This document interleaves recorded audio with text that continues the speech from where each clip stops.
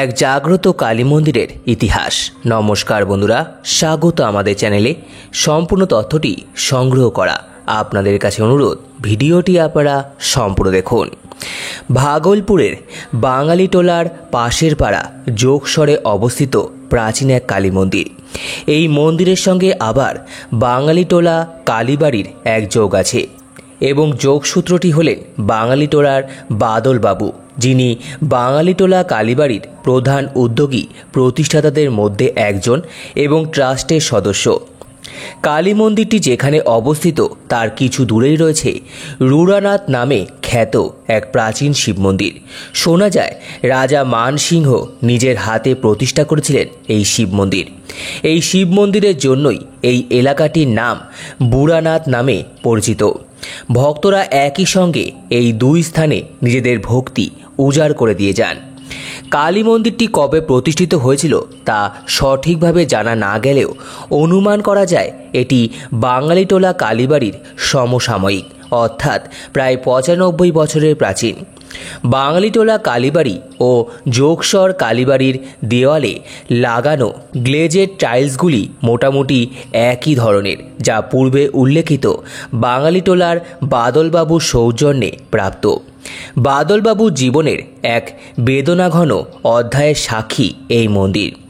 মাত্র 13-14 বছর বয়সে বাদলবাবুর একটি মেয়ে ছবিরানীর মৃত্যু হয় কয়েকদিনের জ্বরে। মেয়ের বিয়ে ঠিক হয়ে গিয়েছিল, সেই মতো গয়নাগাটিও সহ নানান উপকরণ জমা করেছিলেন বাদলবাবু। মেয়ের মৃত্যুতে তিনি খুবই আঘাত পান। যে মা তার মেয়েকে কাছে টেনে নিয়েছেন সেই মায়ের পায়েই মেয়ের বিয়ের জন্য জমান যথাসর্বস্ব দান করে হয়তো মানসিক শান্তি খুঁজে পান কিছুটা। মেয়ের বেদির তলায় ছবিরানীর আত্মার তুষ্টার্থে লেখাটি এখনও টিকে রয়েছে সেই ঘটনার সাক্ষী হয়ে। যোগসর কালীবাড়ির বর্তমান সেবায়িত বংশের এক পুত্রবধূ শ্রীমতী চন্দ্রা চ্যাটার্জি জানালেন, যোগসর কালীবাড়ির মূর্তি স্থাপিত হয়েছিল এমন এক রমণীর হাতে যিনি সমাজের চোখে ছিলেন ব্রাত্য। যোগসর মহল্লার কাছেই এক নিষিদ্ধপল্লী বাসিনী ছিলেন সেই মহিলা।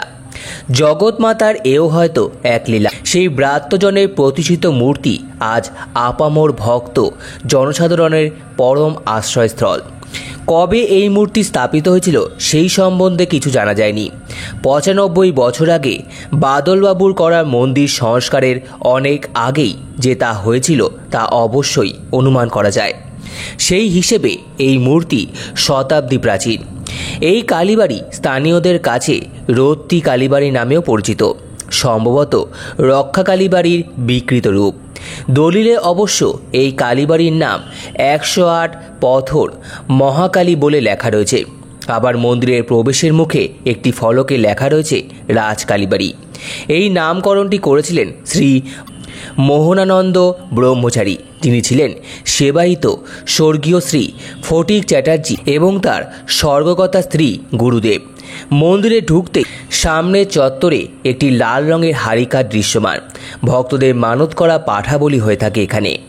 ভাগলপুর এবং তার আশেপাশে এই ধরনের মাতৃমন্দির ছাড়াও আরও অনেক দর্শনীয় স্থান রয়েছে। কলকাতা থেকে সহজেই পৌঁছানো যায় ভাগলপুরে। হাওড়া জামালপুর এক্সপ্রেস, হাওড়া গয়া এক্সপ্রেস এবং কবিগুরু এক্সপ্রেস ছাড়াও কলকাতা ভাগলপুর বাসও পাওয়া যায়। সম্পূর্ণ ভিডিওটি দেখার জন্য আপনাদের সকলকে অসংখ্য ধন্যবাদ। ভিডিওটি ভালো লেগে থাকলে লাইক, কমেন্ট, শেয়ার এবং চ্যানেলটিকে অবশ্যই সাবস্ক্রাইব করুন। ধন্যবাদ।